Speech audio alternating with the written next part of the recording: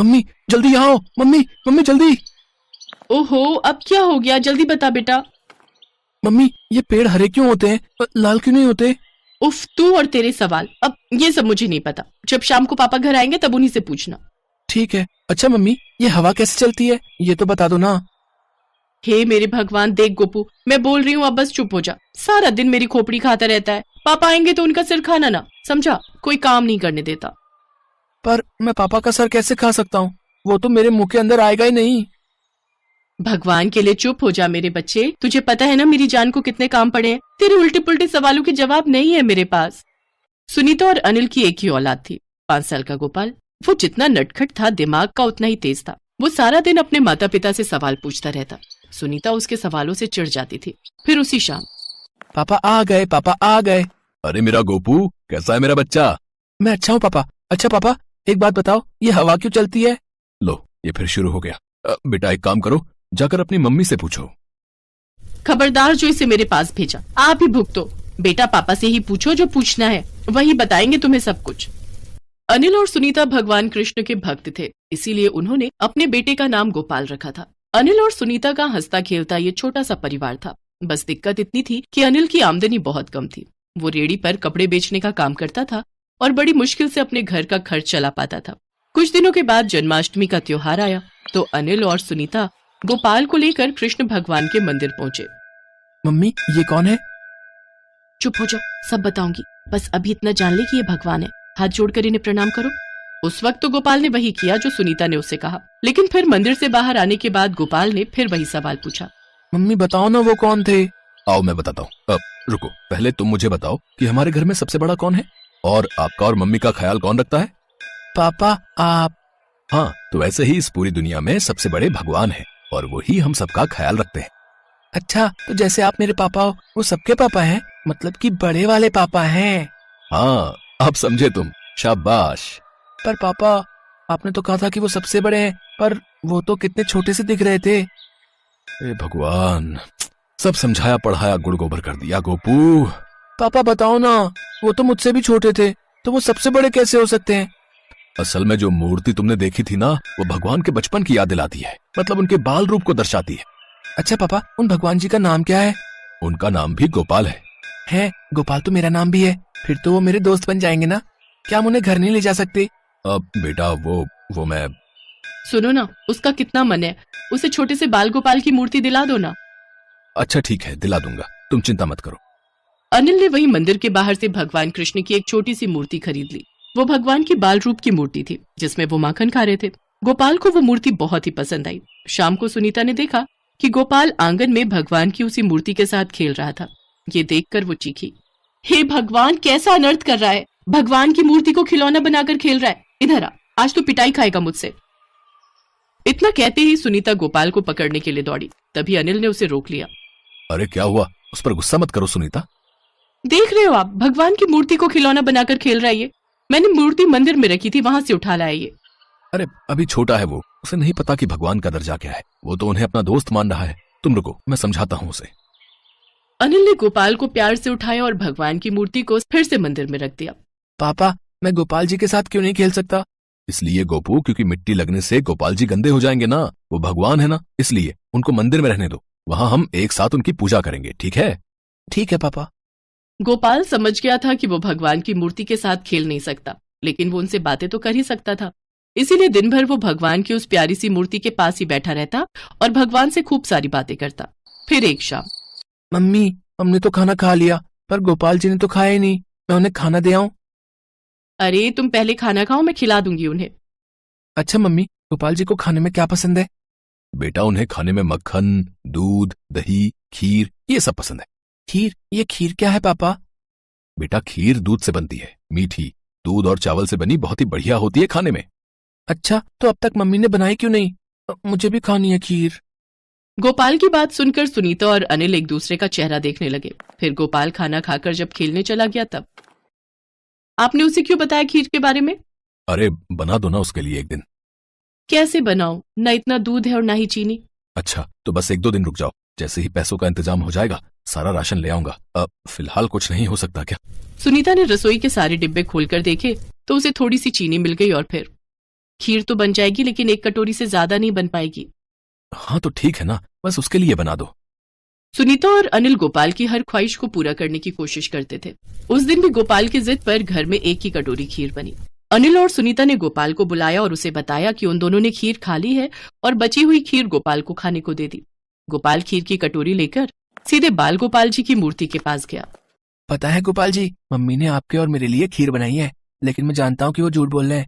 उन्होंने खीर नहीं खाई, उन्होंने सारी खीर हम दोनों के लिए दे दी। आपको ये खीर बहुत पसंद है ना, तो आप इसे खा लो। मैं नहीं खाऊंगा क्योंकि मेरे पापा और मम्मी ने भी नहीं खाई ना। इतना कहकर गोपाल वहीं आंखें बंद करके रोने लगा, क्योंकि उसे पता चल गया था कि उसके पापा और मम्मी ने उसके लिए खीर बनाई पर खुद नहीं खाई। तभी मूर्ति से एक तेज रोशनी निकली और अगले ही पल भगवान कृष्ण बाल रूप में प्रकट हुए। गोपू, कैसे हो गोपाल जी, आप मुझसे मिलने आए हैं? हाँ गोपू, तुमने अपनी सारी खीर मुझे दे दी, तो मुझे तो खीर खाने आना ही था। मैं तुमसे बहुत खुश हूँ। बताओ अब मुझसे क्या चाहिए तुम्हें? अच्छा, जो मांगूंगा वो आप दे दोगे? हाँ, तुम मांग कर तो देखो। ठीक है, तो फिर आप मुझे ऐसी ही पूरी 3 कटोरी खीर नहीं, आप तो ऐसा करो कि ऐसी मीठी मीठी खीर की बारिश ही कर दो, ताकि मैं, मेरे मम्मी पापा और मेरे सारे दोस्त भी जी भर के खीर खा सकें। जैसा तुम कहो गोपू। इतना कहकर भगवान अंतर ध्यान हो गए और फिर अगले ही पल आसमान से खीर की बारिश होने लगी। गोपाल कटोरा लेकर बाहर की तरफ भागा और जोर से चिल्लाया, मम्मी पापा देखो, गोपाल जी ने खीर की बारिश की है। सभी लोग बाहर आ जाओ, आज सब लोग खीर खाएंगे। 1-2 नहीं, पूरी 10 कटोरी खीर खाऊंगा मैं तो। खीर की बारिश देखकर हर कोई हैरान था। किसी को कुछ समझ नहीं आ रहा था। बस हर कोई अपने अपने कटोरे में खीर भर रहा था और उसका स्वाद ले रहा था। लेकिन असल में हुआ क्या था, ये या तो गोपू जानता था या स्वयं उसके गोपाल जी।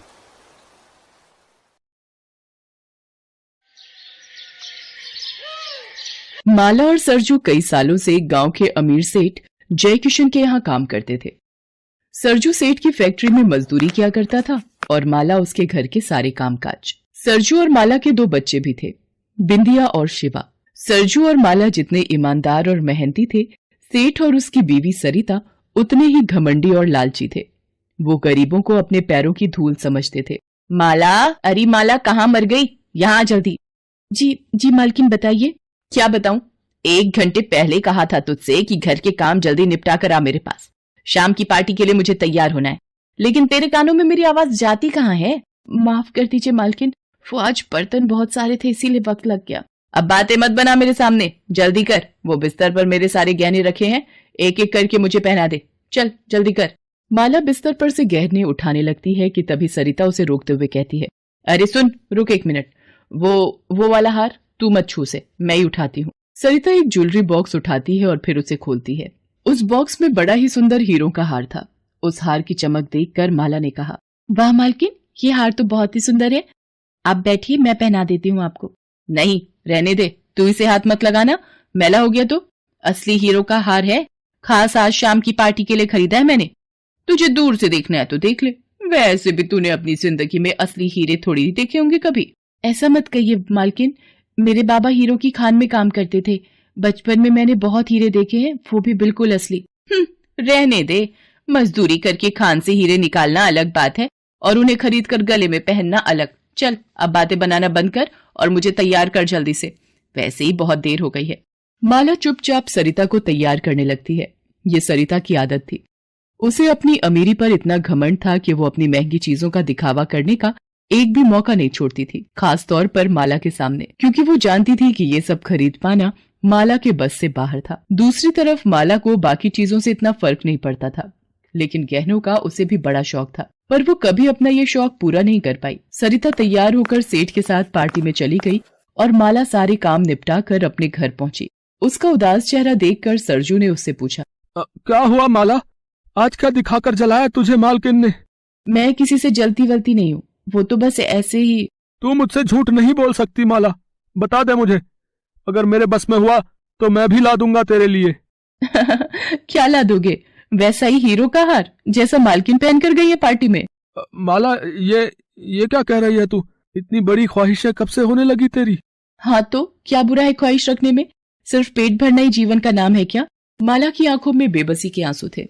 वो गुस्से में घर की दहलीज पर आकर बैठ जाती है। तभी वहाँ एक बूढ़ी अम्मा आती है। और अपना खाली कटोरा माला की तरफ बढ़ाते हुए कहती है, इस बुढ़िया के पेट की आग बुझा दे बेटी, भगवान तेरी हर इच्छा पूरी करेगा। खाना तो मैं दे दूंगी अम्मा, पर मेरी इच्छा पूरी करना शायद भगवान के बस की बात भी नहीं है।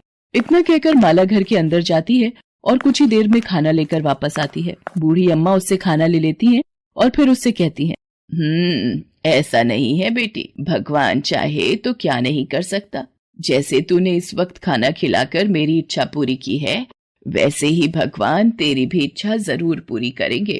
बूढ़ी अम्मा अपने पुराने झोले में से कुछ निकालकर माला को देती है और कहती, ये ले बेटी, भगवान का प्रसाद समझकर रख ले। और हाँ, मेरी एक बात हमेशा याद रखना बेटी, इच्छा बस तब तक इच्छा रहती है जब तक वो पूरी नहीं हो जाती। असली इम्तिहान तो इस बात का है कि अपनी इच्छा पूरी हो जाने के बाद तू क्या करती है। इतना कहकर बूढ़ी अम्मा वहां से चली जाती हैं। माला अपनी मुट्ठी खोलकर देखती है तो उसमें कुछ बीज होते हैं जो बूढ़ी अम्मा उसे देकर गई थी। वो उन बीजों को सरजू के पास लेकर जाती है और उसे सारी बात बताती है। मुझे तो कुछ समझ नहीं आ रहा कि इन बीजों का करना क्या है, और न ही कुछ और जो वो अम्मा मुझसे कहकर गई। अरे इसमें इतना सोचना क्या है, बीज है तो इन्हें घर के पीछे जाकर बो दे, कुछ ना कुछ तो उग ही जाएगा। माला ऐसा ही करती है। घर के पीछे जो थोड़ी बहुत जगह थी उसके पास, वहां जाकर वो उन बीजों को मिट्टी में दबा देती है। कुछ ही दिनों में वहां कुछ पौधे उग जाते हैं, जिन्हें देखकर बिंदिया माला से कहती है, माँ देखो ना, घर के पीछे कितने सुंदर पौधे उगाए हैं, उनकी पत्तियां एकदम चमकीली हैं। माला तुरंत जाकर देखती है, वाकई उन पौधों की पत्तियां बिल्कुल अलग तरह की। अरे हाँ रे बिंदिया, ये तो वही जगह है जहां मैंने वो बूढ़ी अम्मा के दिए बीज दबाए थे। लगता है उन्हीं से ये पौधे उगाए हैं। तुम दोनों इन्हें तोड़ना मत, ठीक है? इन्हें थोड़ा और बड़ा होने दो, फिर शायद इनमें कोई फूल या फल भी आ जाए। उस दिन से माला उन पौधों की अच्छे से देखरेख करने लगती है। कुछ ही दिनों में वो पौधे काफी बड़े हो जाते हैं और उनमें बड़े ही सुंदर फूल भी उगने लगते हैं। फिर एक दिन तेज आंधी में एक पौधा टूट जाता है। ये देखकर सरजू माला से कहता है, माला, ये पौधा तो टूट गया, लेकिन इसकी जड़ अभी भी ठीक है। ऐसा करता हूँ, इसे उखाड़ कर दूसरी जगह लगा देता हूँ। वैसे भी इन पौधों के लिए यहाँ जगह कम पड़ रही है। हाँ ठीक है, ये सही रहेगा। सरजू जैसे ही उस टूटे पौधे की जड़ उखाड़ता है, उसकी आंखें फटी की फटी रह जाती हैं। पौधे की जड़ में कई सारे चमकीले पत्थर लटक रहे थे। माला ने उन पत्थरों को छूकर देखा और फिर चौंकते हुए बोले, ये तो हीरे हैं जी, वो भी बिल्कुल असली। क्या कह रही है माला? अगर ये सच है तो? अगर नहीं जी, ये बिल्कुल सच है, ये असली हीरे ही हैं। अब समझ आई मुझे उन अम्मा की बात। सच में भगवान ने उन्हें भेजा था मेरी इच्छा पूरी करने के लिए। अब बैठे क्या हो, जल्दी करो, बाकी के पौधों को भी उखाड़ कर देखते हैं। माला और सरजू बाकी के पौधों को उखाड़ कर देखते हैं। सभी पौधों की जड़ें असली हीरों से भरी पड़ी थीं। उन दोनों ने उन पौधों के फूलों से और बीज तैयार किए और अब तो वो हीरों की खेती करने लगे। माला और सरजू के दिन फिर गए थे। उन हीरों ने उन्हें पूरे गांव में सबसे मालदार बना दिया था। अब माला सारा दिन गहनों से लदी रहती। अब वो दोनों किसी के नौकर नहीं बल्कि सबके मालिक बन गए थे। माला को बूढ़ी अम्मा की बात समझ तो आ गई थी, लेकिन अधूरी। अब सरिता की तरह माला को भी अपनी अमीरी पर घमंड होने लग गया था। एक दिन बाजार में, अरे सरिता कैसी हो? वैसे दिख तो गरीब ही रही हो। तुम्हारा ये हार कितना फीका है, मेरे हार की चमक के सामने तो ये कुछ भी नहीं। सरिता बिना कुछ कहे वहां से चली गई। माला की सारी इच्छाएं अब पूरी हो गई थी। उसके पास हीरों के खेत थे जो अपने आप में किसी अजूबे से कम नहीं था। फिर एक, माँ जल्दी चलो माँ, देखो शिवा को पता नहीं क्या हो गया, वो उठ ही नहीं रहा। माला भागती हुई शिवा के पास पहुंची। वो जमीन पर बेहोश पड़ा था और उसके एक हाथ में एक बड़ा सा हीरा था। उसे देखकर माला ने गुस्से से पूछा, ये हीरा कैसे आया इसके पास? पता नहीं मालकिन, हमने तो खेत से लाकर बोरी यही रखी थी। पता नहीं कब शिवा बाबा ने ये हीरा निकाल लिया। ये तो साफ था कि शिवा ने खेलते हुए उस हीरे को अपनी जीभ से लगा लिया था, जिससे वो बेहोश हो गया। सरजू शिवा को तुरंत अस्पताल लेकर भागा। देखिए, हम बच्चे को बचाने की कोशिश कर रहे हैं, लेकिन उसकी हालत नाजुक है। अब भगवान ही कोई चमत्कार कर सकते हैं। डॉक्टर की बात सुनकर तो जैसे माला के होश ही उड़ गए थे। उसे तो अब जैसे हीरों से नफरत सी होने लगी थी। उसने तुरंत अपने शरीर से हीरों के सारे गहने उतारकर फेंक दिए और पास ही बने एक मंदिर में जाकर भगवान के सामने जोर जोर से रोने लगी। हे भगवान, इतनी बड़ी कीमत मत लीजिए मुझसे, मुझे कुछ नहीं चाहिए। मैं हर परेशानी के साथ जी लूंगी, लेकिन अपने बच्चे के बिना नहीं जी सकूंगी मैं। माला मंदिर की दहलीज पर सिर रखकर जोर जोर से रो रही थी। तभी उसे अपने कंधे पर किसी का हाथ महसूस हुआ। उसने पलटकर देखा तो सामने वही बूढ़ी अम्मा खड़ी थी जिन्होंने उसे पहली बार वो बीज दिए थे। माला बूढ़ी अम्मा के पैर पकड़ते हुए बोली, अम्मा मुझे कुछ नहीं चाहिए, मेरी बस एक ही इच्छा है, मुझे मेरा बच्चा वापस चाहिए अम्मा, और कुछ नहीं चाहिए मुझे। मैंने कहा था ना बेटी, इच्छा बस तब तक है जब तक वो पूरी ना हो जाए, लेकिन सच ये भी है कि बिना इच्छाओं के इंसान के जीवन का भी कोई मोल नहीं है। तो चिंता मत कर, आज तेरा दिल पहले की तरह साफ है तो भगवान तेरी इच्छा जरूर पूरी करेंगे। ये ले, ये भगवान का प्रसाद अपने बच्चे को खिला दे जाकर। बूढ़ी अम्मा फिर से कुछ बीज माला को देकर वहां से चली गई। माला ने तुरंत जाकर उन बीजों का रस शिवा के मुंह में डाल दिया। देखते ही देखते शिवा को होश आ गया। वो अब बिल्कुल ठीक था। माला बहुत खुश थी। भले ही उसके पास अब हीरों के खेत नहीं थे, लेकिन उसका बच्चा सही सलामत उसके पास था, जो उसके लिए सबसे बड़ी दौलत थी। हेलो दोस्तों, कैसे हैं आप सब? हमारी कहानियाँ देखने के लिए हमारे चैनल को सब्सक्राइब कीजिए और हाँ, बेल आइकॉन पर क्लिक करना मत भूलिएगा।